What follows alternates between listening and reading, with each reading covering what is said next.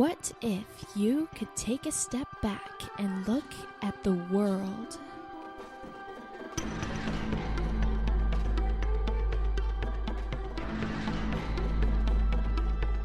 Explore the line between certainty and doubt.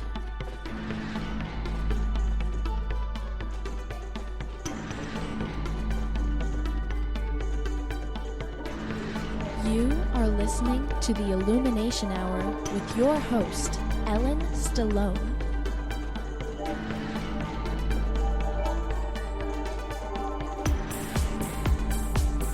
Hello again, everyone. Welcome to the next installation of the Illumination Hour with me, your host, Ellen. I'm so glad that everybody is still here listening. If you're a first-time listener, thank you so much for tuning in and taking the time, because this, I think, is going to be a very exciting episode. I am completely fascinated by psychology, as I know a lot of you out there are, and this episode I was going to cover the oh-so-fun topic that we don't like to talk about around the dinner table, or at school, or especially at our workplace. It's that dirty little word that starts with an O. Opinions! Yay! And just like noses, we all have them.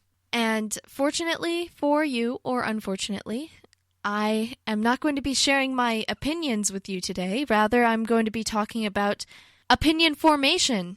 What are opinions? Do they matter? How do we form them? What good are they? All the important questions.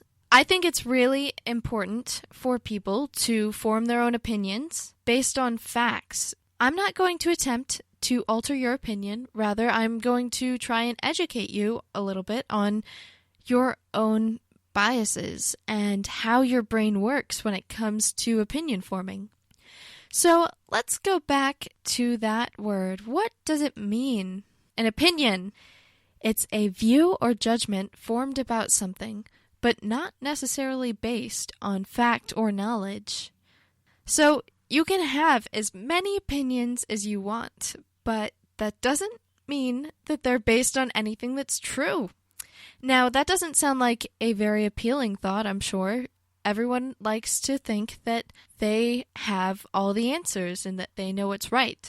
And that's why they have their opinions. Otherwise, why would they have them, right? Well, sometimes that's not always the case. But we try our best, and it's hard to know if you have the facts or not sometimes. What else can opinions be? An estimation of the quality or worth of someone or something. So an opinion can be just a judgment you make about something. It's a formal expression of judgment or advice. So I know the word opinion gets tossed around a lot out there in the world in everyday conversation, so I am going to read a short piece that's going to help us distinguish between what a fact is, what an opinion is, what a belief and a prejudice are, because sometimes those can be misconstrued. When forming personal convictions, we often interpret factual evidence through the filter of our values, feelings, tastes, and past experiences. Hence, most statements we make in speaking and writing are assertions of fact, opinion, belief, or prejudice. The usefulness and acceptability of an assertion can be improved or diminished by the nature of the assertion, depending on which of the following categories it falls into. So facts. Facts are verifiable. They're cold and hard, just like stone. We can determine whether something is true by researching the evidence. This may involve numbers, dates, testimony, all that stuff. The truth of the fact is beyond argument if one can assume that measuring devices or records or memories are correct. That's assuming that they're all correct. So that doesn't necessarily mean that they are, or that you know that they are. It's just assuming that you can believe what you think you know. Facts provide crucial support for the assertion of an argument. However, facts by themselves are kind of worthless unless we put them in context, draw conclusions, and thus give them some sort of meaning. So you can say something like, the picture is blue. Sure, it's blue. That's a fact. I can see the light. It's reflecting into my eyes. It's of a certain wavelength and frequency that I perceive as blue. But that doesn't really move me. It doesn't make me feel anything. What can I relate that to in regards to the rest of the world? Where's the meaning? So if you say something like, the car is blue, but it's not just a blue car. It's the car that my boyfriend and I drive around in all the time together. We go on trips with it, and we have great experiences. And then, all of a sudden, the thing that was blue suddenly becomes something much more than that. It takes on a life of its own. So, facts are great. Facts are solid. Facts are the basis of our understanding of existence. But they can't really touch your soul or your mind unless they have a larger purpose, if they're interconnected with other concepts in your head. All right, let's move on to opinions. What are they? An opinion is a judgment based on facts, or supposedly anyway. An honest attempt, I'm sure everybody really does make an honest attempt to the best of their abilities. Maybe that's wishful thinking, I don't know. But nevertheless, an honest attempt to draw a reasonable conclusion from factual evidence. For example, we know that millions of people go without proper medical care, and so you form an opinion that the country should institute national health insurance, even though it would cost billions of dollars. So that's an example of an opinion that is based on some sort of fact, but is missing a lot of other facts.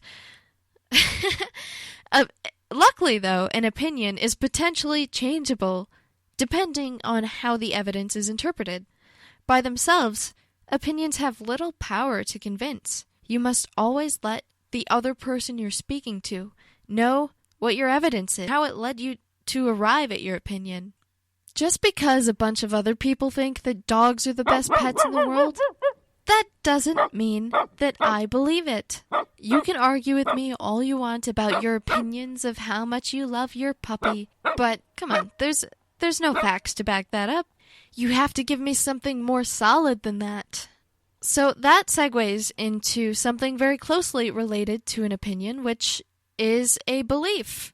Beliefs are convictions based on cultural or personal faith.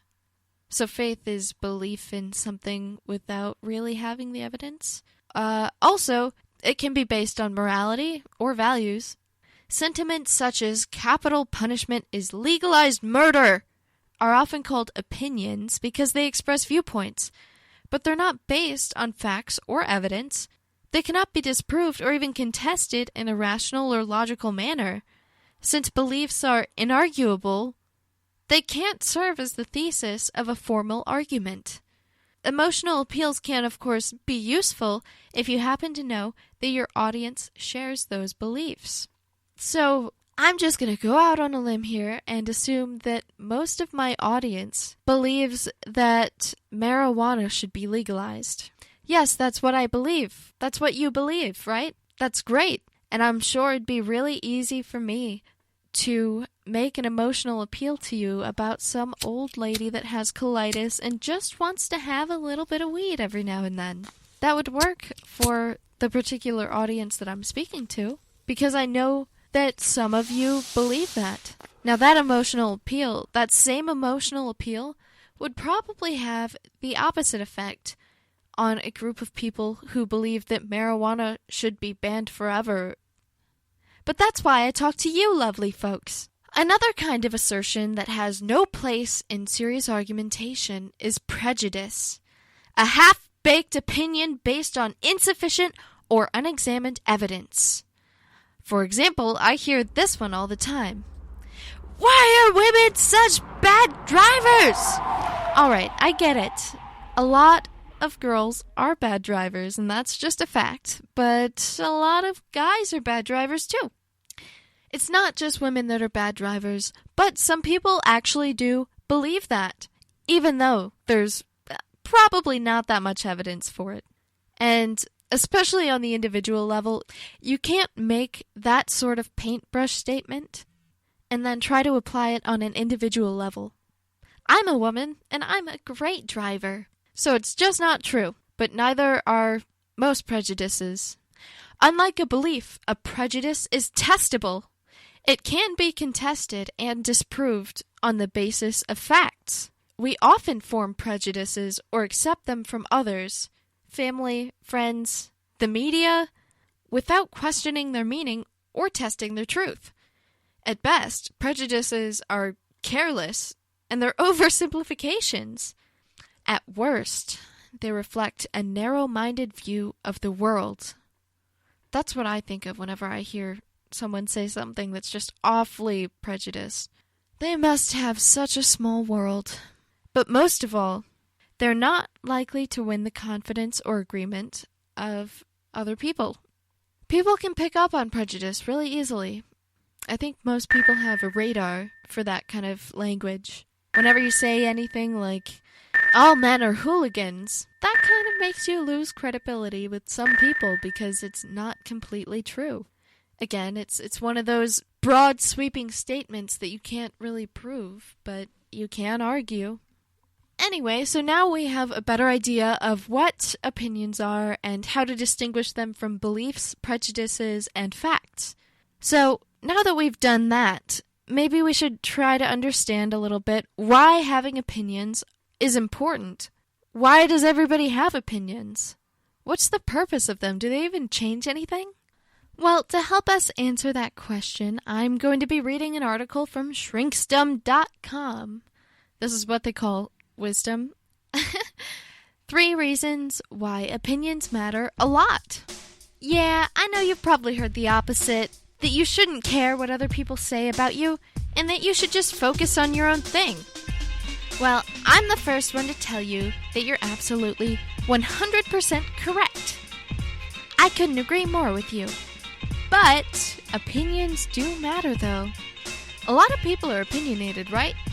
Most people spew their opinions, presented as facts, about things that they don't know, and what may be very important to you. Everyone, I really mean everyone, has these types of experiences in their lives. Some person randomly giving his or her unwanted opinion and leaves you shattered behind. I don't want you to feel this way when someone rips your idea to shreds with their opinion. That's why, in this blog post, I'm going to explain to you why opinions matter a lot in your self-development. First reason, they fuel your inner fire. It's so annoying, I don't know why that person is saying that, or I'm going to prove that person wrong, are the only 2 ways you can deal with opinions when someone is giving you his/her opinion. Okay, I'm starting to see that the person that wrote this article, I don't agree with them. Let's just say that. There is an alternative option for responding to someone's opinion, which is not just saying it's annoying or that you want to prove someone wrong. The alternative, which I find much more relaxing and it saves my sanity. When someone shares an opinion, if I agree with it, I mean, that's fine. I'm glad to hear that other people agree with me as well. But if I don't agree with it, for the most part, the way I would ideally respond every single time, if I could behave in an ideal way, is just to say, well, that's your opinion.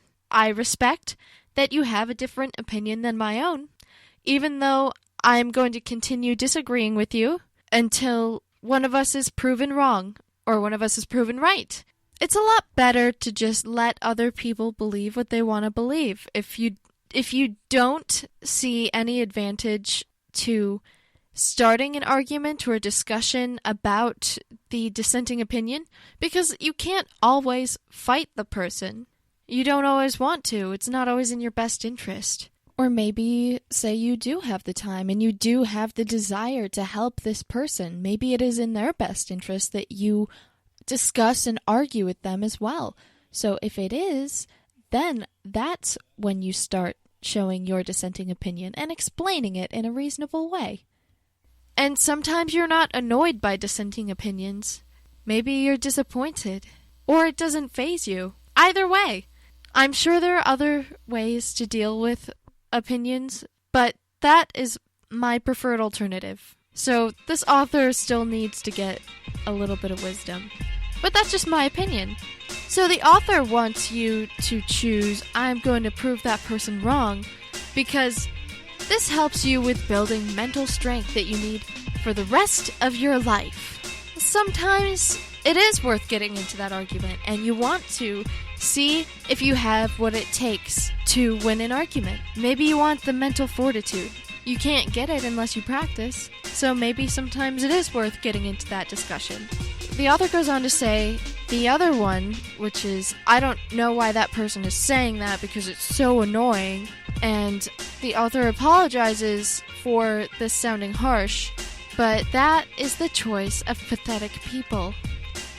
In your life, you'll get more people saying no to you than they have ever said yes. Fact.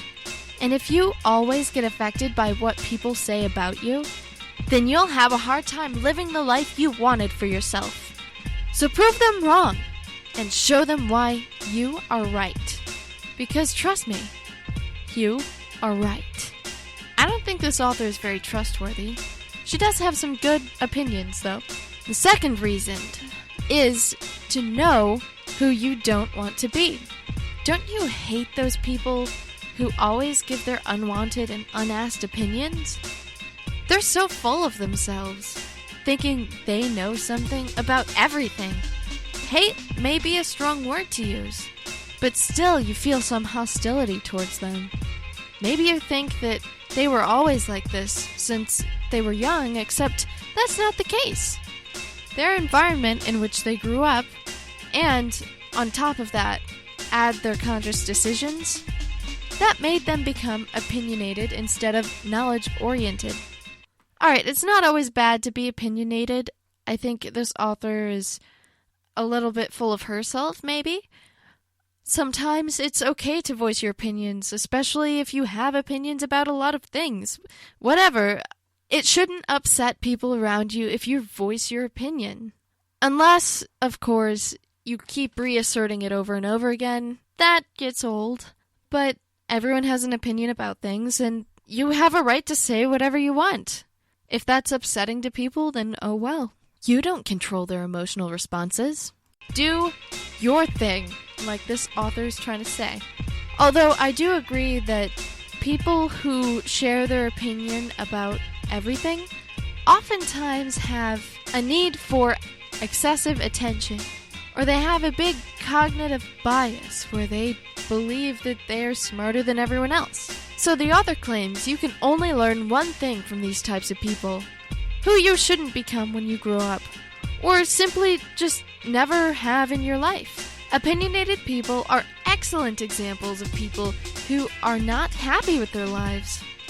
They might have low self-esteem and not many social skills. Often I say, you can learn from your own mistakes, but what is even better is you learning from other people's mistakes. Ha! Take that! And in this case, it couldn't be any more true. This author sure has strong opinions. Because, as the tagline says, you are unique. Alright, reason number 3 for why opinions matter. It's because they make you less ignorant. Hold on now. Having an opinion does not make you less ignorant. I just want to say that right off the bat. People of all ages, all races, everyone, everywhere, every human, is ignorant about something. Oftentimes, many things. I'm ignorant about a lot of things. There's so many things in the world that I know that I don't know. Maybe the awareness of my ignorance makes me less ignorant? If you have an opinion on the war in Iraq, that doesn't mean that you know what happened in the war of Iraq. That doesn't mean that you're more intelligent because you have an opinion on something that you might be ignorant about. Plenty of people don't know the facts and still have opinions on many issues. So I don't agree with the author when she says that opinions make you less ignorant. But let's just see what she has to say about this. I always try to see the good in everything, so let's be honest. Opinionated people aren't always wrong. Sometimes we are so stubborn with defending our own ideas and goals that we seem to forget what's realistic and what's not. And that's where opinionated people jump on in. Although the execution of how they bring their perspective over to you may have some flaws, some people really do have the best intentions for you in their mind when they tell you their opinion. And sometimes it's better to listen to something you may not want to hear, instead of finding out later in your life that was exactly what you needed to hear, but you were too stubborn to listen. Alright, I agree with what she said here for the most part. I don't think I would have tagged the third reason as opinions making you less ignorant, but I do agree that it's true. Sometimes people share their opinions with you not because they want you to believe in their opinion exactly, but because they care about you and they're trying to warn you about something, or maybe they think that they're helping you and they have good intentions. So it's not the opinion necessarily that you should be listening to, it's the message behind it. What are they trying to tell you? What is between the lines of their opinion? Honestly, when I hear college students talking about Bernie Sanders and how their opinion is that college students should have a free education, what message I take from between the lines of that is that these people just want free money. That's my opinion of their opinion, but that's what I read from it. So there's always a meta message, a message inside the message, but you just have to pay attention and listen for it. Also, I find it's very true that it's good to listen to things that you don't want to hear.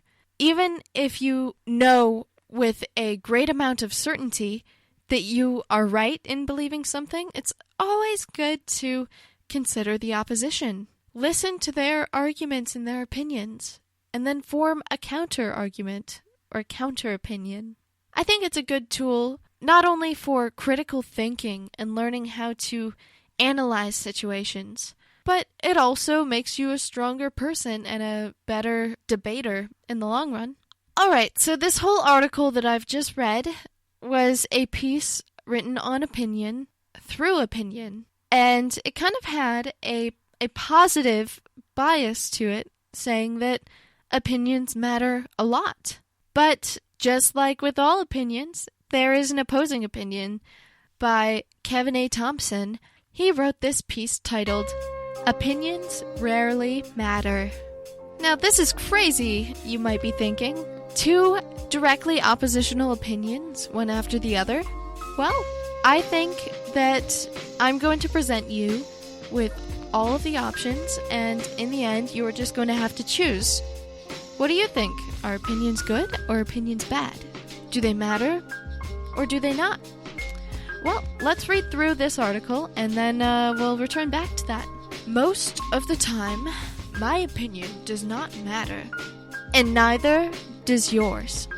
Opinions are great. We all have them. Many of them are right and useful. The right opinion, shared to the right person at the right time, can dramatically change any situation. They can save lives, prevent tragedies, and lead to wonderful outcomes. Yet most of the time, they simply do not matter. And here I think it's cute. He tags to another page that says, "See, everyone has a right to ignore your opinion," which is true, which is why you have to make it worth listening to. But I digress. When it comes to your life, your decisions, and your actions, my opinions don't really matter. They might matter if you care, if you desire to know my thoughts or my ideas and you ask to hear them, then they might matter. But if we don't have much of a relationship, or even if we do and you don't care about my thoughts on this area of your life, then my opinion just doesn't matter. And herein lies the conflict. While my opinions do not matter, they feel so important. They're like a fire burning in the soul. They demand to be announced. How dare I not let you know? This is why your mother-in-law can't mind her own business. This is why your busybody coworker can't keep their damn mouth shut. This is why the barbershop has conversations. We think our opinions are the most important things in the world, and we feel compelled to share them. But in reality, they mean nothing. While they mean nothing, sharing them can mean something. Sometimes sharing our opinions comes with little consequences. We all have opinions, and we all share them. People will kindly and ever so patiently listen, tell their thoughts, and the conversation moves on. However, on many occasions, sharing our opinions has severe consequences. A good amount of the time, when we share our opinions about the actions or decisions of others, those opinions create unnecessary pain because we share them without being asked, without knowing all the information, and sometimes in areas in which we have no responsibility. We rudely interject ourselves into the lives of others for no other reason than we think we are right. In doing so, we are wrong. Consider nearly every opinion you have of people as you read Facebook. Just does not matter. Don't you think that couple should be dating? Don't think that that person should have gotten the tattoo. Don't think that that person should have quit their job. Don't think that family can afford that vacation. It doesn't matter. Chances are, none of those things are any of your business. While it's fine to have any opinion you wish, when you passive-aggressively share your opinion with the person or foolishly gossip about the person to someone else, your opinion begins to do damage. It injures people and relationships. So this is the author talking, not me. As a pastor, I struggle every day with the question, does my opinion matter in this situation?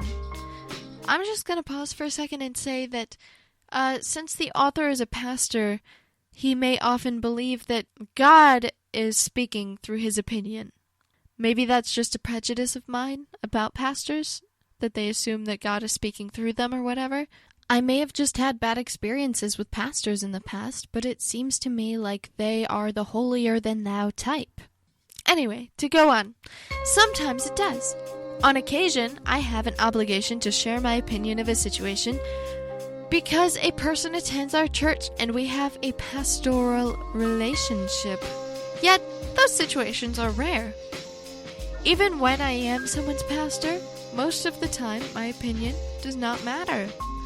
While I would happily assist them if they asked, if they do not ask, then I must keep my opinion to myself. If I don't, my pointless opinion can have very disastrous consequences. While we all have opinions, very few of them matter. Before sharing your opinion with anyone, consider these questions. Do I have all the information necessary to have an opinion? Do I have the right motives for sharing my opinion? If I share this opinion, am I sharing it with the right person? Do I have a proper relationship to have a right to share my opinion? If the situation was reversed, would I be happy if this opinion was shared with me? What other questions would you add in order to determine the right time to share our opinions? I don't know.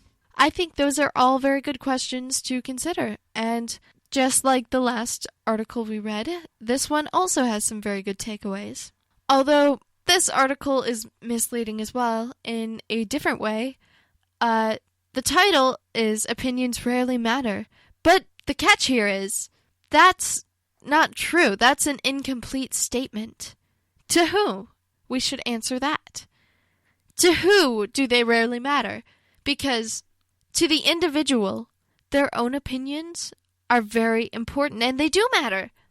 They matter to each and every person. But my opinion would rarely matter to any other people outside of myself. Your opinion rarely matters to other people outside of you. So, what are the takeaways that we can get from these two articles that we've read, both claiming opposite things? I would say, and this is just my opinion, but Opinions are healthy for you to have because you need to make judgments and try to understand the world around you. And having an opinion is a statement of that judgment. So it's important for you to think critically about things and have your own opinions. But it's not important for you to share your opinions with other people unless they're actually asking for it. Don't get me wrong, I know that we're all going to continue sharing our opinions on things no matter what happens, and that's not necessarily a bad thing. I'm definitely going to do it too, because we can't really help but share what we think about things. And there's nothing wrong with that, but there's a right time for everything. That's what I'm taking away from these two articles. You take away what you will. So now we have a little debate going about what opinions do. How important are they? Do they matter? Should we share them? Alright, now that we've got those juices flowing, let's go a little bit into the psychology of opinion forming and why sometimes even facts won't change the minds of some people. They just cling on to their opinions like it's their last lifeline, and no matter what you throw at them, they won't let go of it. So I might be hurling little pebbles of truth at you, and maybe even a few boulders, but you're just hanging on to your opinion lifeline like you're gonna fall off the Grand Canyon if you don't. Of course that would never actually happen. There's nothing so bad about having to change your opinion, but I guess that really depends on how proud you are, how prejudiced you are. Let's see what Cindy Sarnoff-Ross has to say about the psychology of opinions. She's a marriage and family therapist and wrote this article on dailystrength.org. So here it is, why even facts won't change some people's minds. I recently read an interesting article about why being given the facts about something doesn't necessarily change a person's opinion.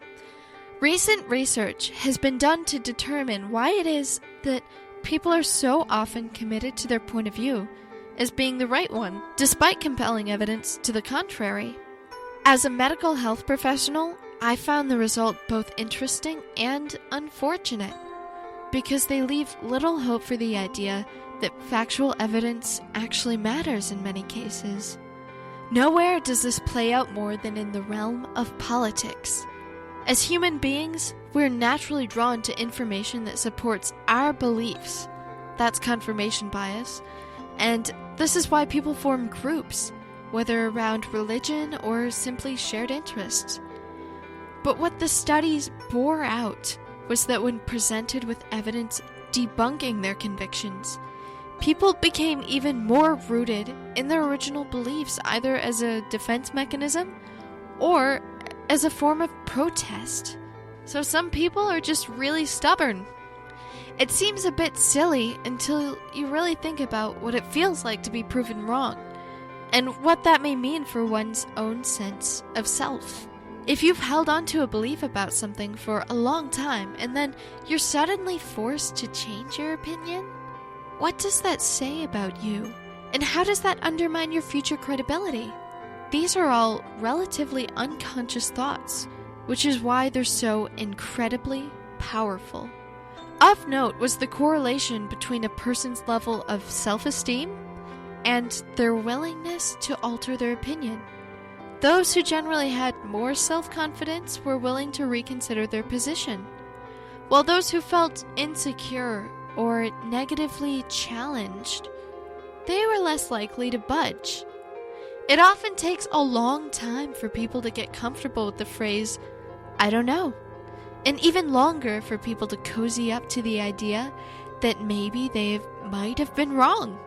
That is seriously a scary thought to some people. This is a difficult problem to tackle, and it affects so many areas of people's lives. I would say every area, and their interactions. I see this dilemma frequently when working with couples in therapy. Of course, this only applies to those things that are actually factual, and not those things that are subjective, where reasonable minds can in fact differ. Maybe you think that mint chocolate chip ice cream is the best. Well, I don't. I happen to think that triple fudge is. and we're not going to change our opinions on that because it's subjective. It doesn't really matter. In this, there is no right answer. It brings to mind the old adage, everyone has a right to their own opinions, but not to their own facts. Wonderful article, Cindy. I totally agree. So, if you can believe it, some people with low self-esteem, who may be very stubborn, will not change their opinion on anything. Maybe they do believe that they're right. But people who are more confident will acknowledge when they don't know things. I think they can also acknowledge when they do know things, and they can explain their opinion in a reasonable and factual way. If you have problems with self-esteem, maybe you should practice listening to other people's opinions and trying to find the truth, expressing the truth through your opinions. If you don't know something, just back away. Or maybe it's the perfect time to stop and learn something. Accept that you're wrong. It's okay. It's not the end of the world. Just be conscious of the fact that sometimes your opinion is wrong, and you shouldn't be unreasonably biased towards your own beliefs just because you feel that you should be. Sometimes we come into contact with things that are kind of prickly and they hurt to hear. And we feel unpleasant about them and they're really uncomfortable, like cold, wet socks. Ugh. But after a while, they start to dry out and warm up, and you realize that, hey, maybe these socks are pretty good after all. So opinions are certainly not permanent. For example, when I was younger, I had the opinion that my grandmother was a very healthy woman. Then one night, I found her eating ice cream in the kitchen. That opinion changed quickly. And you can have an opinion on just about anything and everything. And they're not always right or fact-based. One thing about opinions is that for most people, they can be influenced from the outside. Unknowingly, unwittingly, people are accepting things that they are not even aware that they're accepting. And why are they doing this? It's like a parasite. It sneaks inside you when you least expect it. You don't know it's there until it's too late. The damage is done. There it is, the ugly truth. You have been swayed by a framing error. What is that? Maybe I'm jumping ahead of myself. Let's talk a little bit about opinion formation and how it can be swayed without us even being aware of it. Public opinion often depends on how elites choose to frame issues. What is framing? Well, for example, citizens' opinions about a Ku Klux Klan rally may depend on whether elites frame the event as a free speech issue or a public safety issue. Past research has focused largely on documenting the size of framing effects in uncontested settings. By contrast, there's been little research on framing in competitive environments in which individuals receive multiple frames presenting alternative positions on an issue. We can understand how framing issues works in environments by understanding attitude structures of people and how they can be persuaded. Framing an issue is basically the context in which you see something. So let's talk about the power of framing effects and other cognitive biases. We humans have this problem. We all seem to think that we're rational creatures and that we make sound decisions based on all of the available evidence. We think that our memory is accurate and records everything that happens. The reality is that we have a slew of cognitive biases that can alter our thinking and even our memories. Psychologists have names for all of the different fallacies and biases that influence our thinking.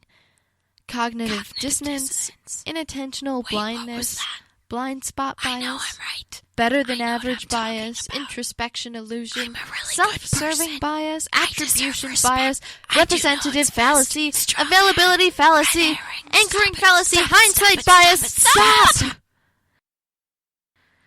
And the one thing I'll be talking about here, framing effects.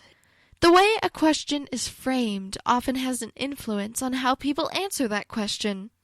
That's what the term framing effect means.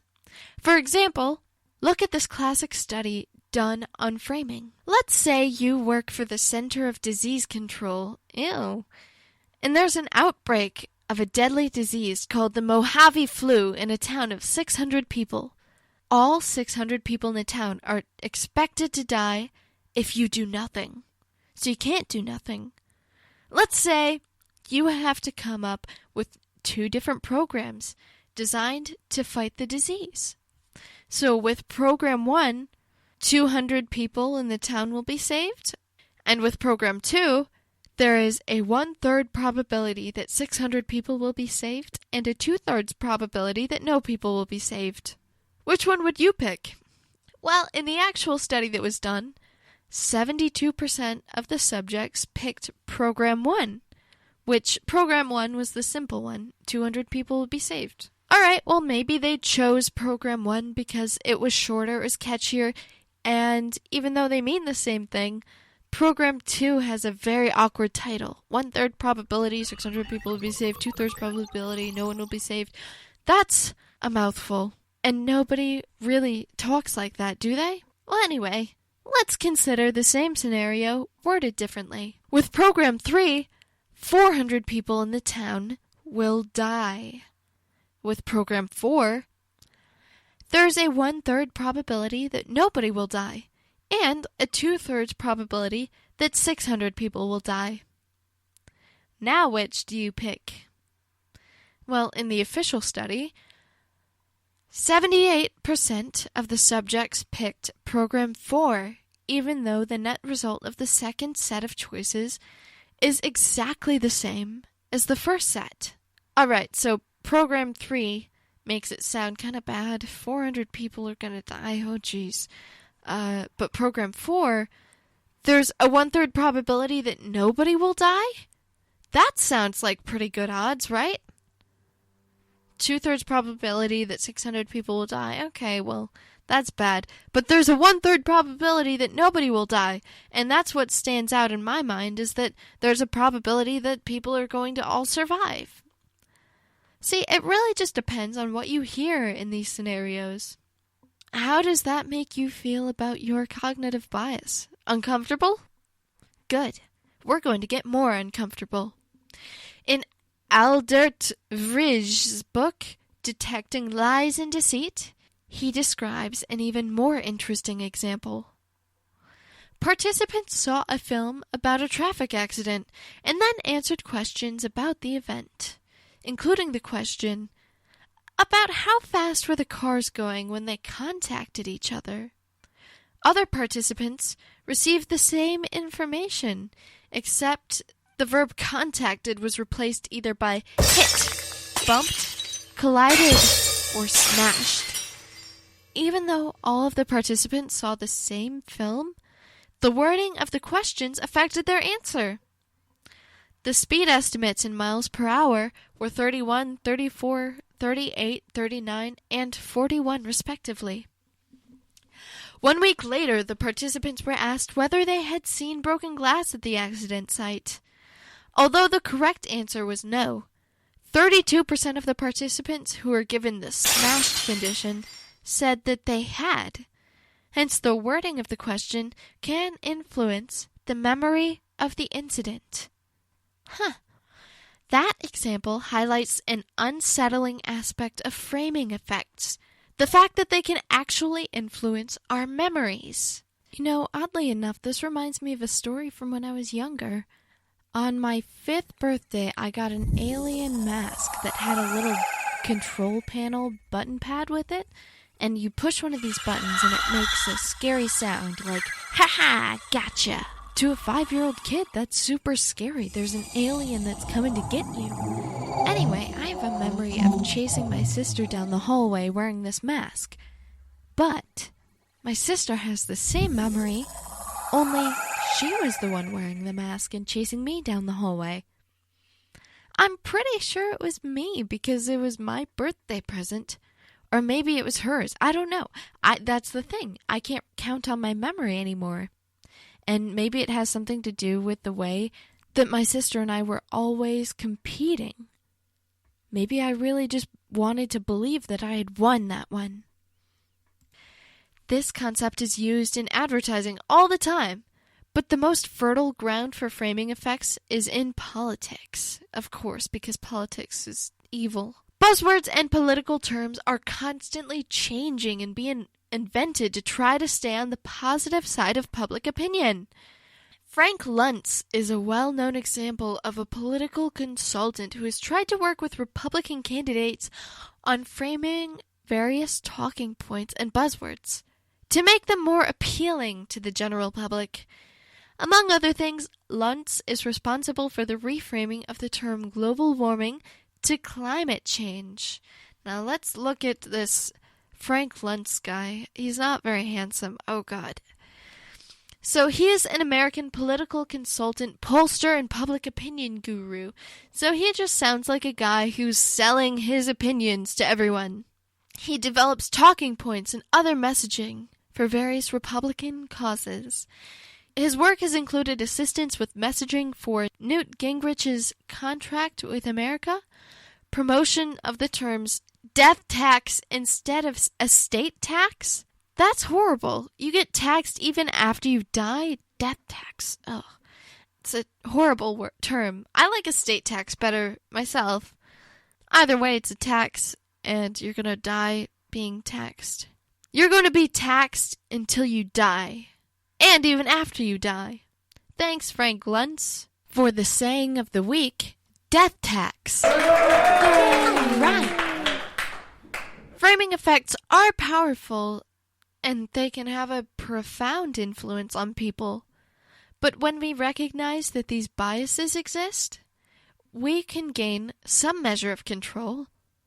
We all have to understand how fragile our brains and memories are, and that we will strengthen them. If we know these biases exist, it's easier to try to avoid them. So the next time you hear a politician speaking or an advertisement telling you to buy some product, listen closely to it and try to decipher its real hidden content. It's one more step towards the eventual goal of overcoming bias. It's true. Remember what we were saying earlier about the meta messages and the messages inside the messages? You have to look for those. They're always out there, especially when it comes to people who are trying to sell you something. Politicians, I know I've been saying a lot of negative things about them today, but politicians really are the worst sort of salesmen because they aren't selling you a product or service. They're selling you themselves. They're selling you their being. They've sold themselves completely to anyone who has money. Anyone who'll support them can have a piece of them. And when politicians represent the viewpoint of the majority, they really represent nobody, because who agrees completely 100% with the majority? No one. Really, they're just going against everyone's wishes and taking your money. That's just my opinion, though. I don't trust them to represent me. And honestly, I would rather them not take my money. Especially through taxes. Death tax? Come on. Estate tax sounds more proper. I don't know what that Frank Luntz guy was thinking. Maybe, somebody could explain that to me someday. I'm not going to pretend like I do know why he said it. So, the way that opinions and facts are worded can have a very large influence on what opinions we form about them. And that is something worth paying attention to all the time. Listen through the words. Every message you get, listen through the words to the deeper meaning within. That is what's important, not the way that it's framed. I know it's kind of exhausting, and you can't really afford to expend that mental energy all the time on everything you hear. But when it comes to making decisions in your life, it's worth doing. Let's talk about something else that can really influence the way we think. Social influence and the collective dynamics of opinion formation. Social influence is the process by which individuals adapt their opinion, revise their beliefs, or change their behavior as a result of social interactions with other people. In our strongly interconnected society, social influence plays a prominent role in many self-organized phenomena, such as herding in cultural markets, the spread of ideas and innovations, and the amplification of fears during epidemics. Yet, the mechanisms of opinion formation remain poorly understood, and existing physics-based models lack systematic, empirical validation. In particular, however, let's identify two major attractors of opinion. The expert effect, induced by the presence of a highly confident individual in the group, and the majority effect, caused by the presence of a critical mass of laypeople sharing similar opinions. There exists a tipping point at which one attractor will dominate over the other, driving collective opinion in a given direction. Now that's interesting, isn't it? Who would you rather listen to, an expert or the majority? Let's keep in mind, however, those aren't your only opinions. You don't have to listen to either, because everyone can be an expert now with Wikipedia. And just because a bunch of people believe something doesn't necessarily mean it's true. I know it's an overused saying, but I have to say it anyway. Because it is true. You don't need to listen to other people, even if they're experts. But again, it's your choice. That's the beauty of opinion. You can have an opinion that no one else in the world agrees with, and no one can take it away from you. Alright, so to me it feels like this session is about to draw to a close, but before I go, I just wanted to kind of recap and see where we've gone through this journey of our opinions. So, we went through a couple different opinion pieces about whether opinions matter or whether they don't matter. One thing is clear though, they do matter on the individual level. You need, or at least you can't help but form judgments on things, and there may be some times in your life where you're having difficulty forming opinions. There are also certain genetic illnesses that people deal with that make it difficult for them to form opinions on things. And that's alright. In fact, maybe sometimes you need peer opinions. Sometimes it's good to just go around and get a general consensus of how people think or feel on a certain topic. And that's kind of what we do when we research things. We not only look into opinions, but we also look into the facts. And from that we form our own opinions. And then we talk about it with other people, and we refine them, and we change them.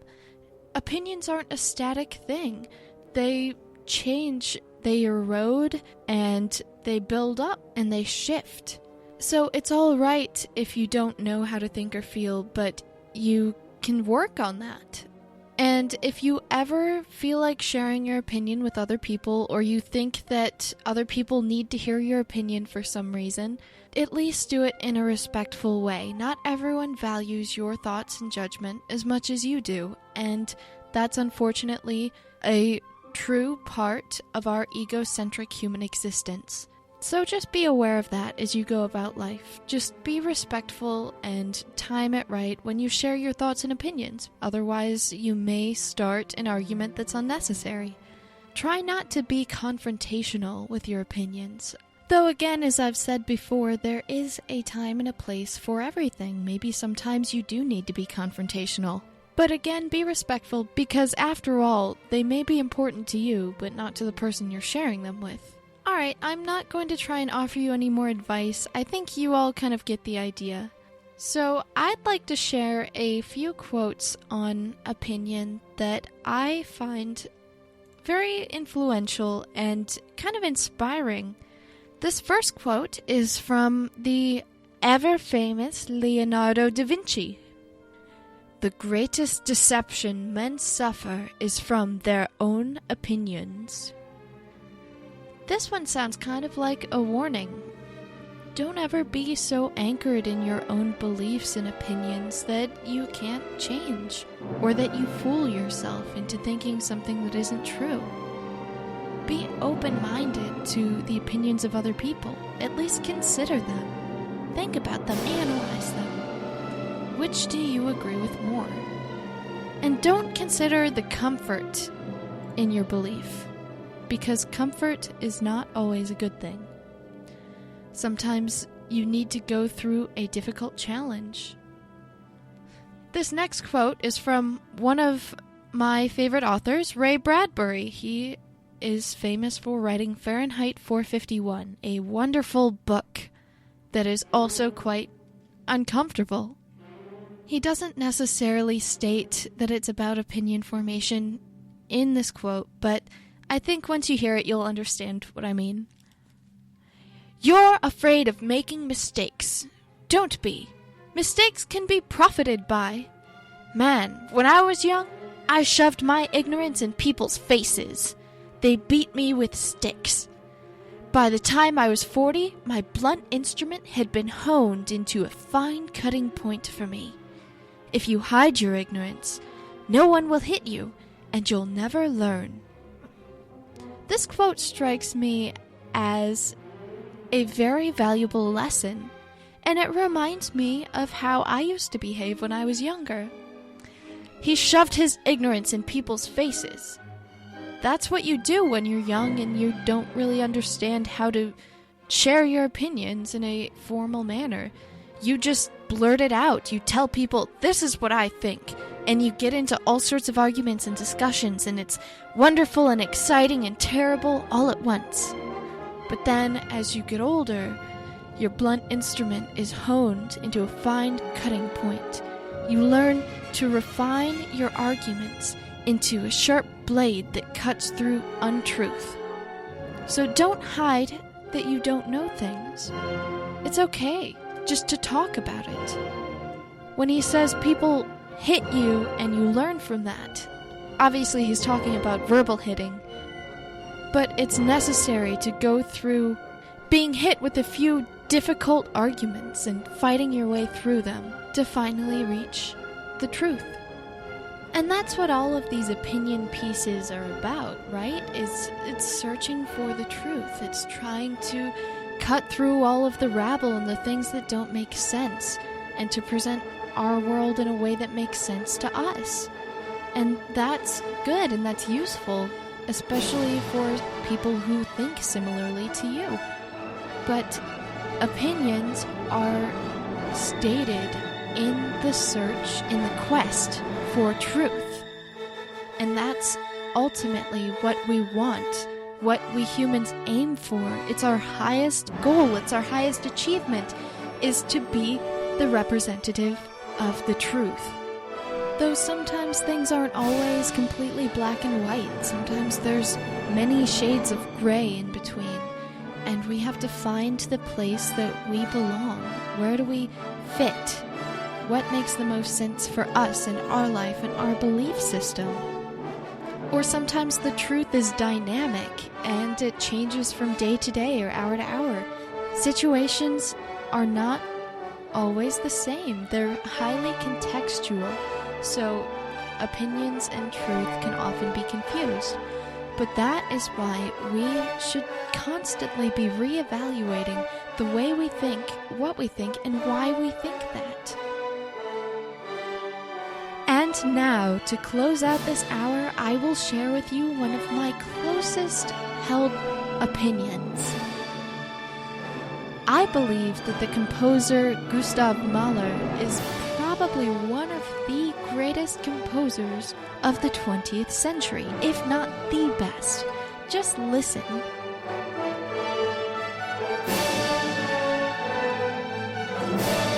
Isn't it compelling? Oh, I love it so much. Alright, well, this has been the Illumination Hour. Thank you so much for listening, and I hope to see you again next week.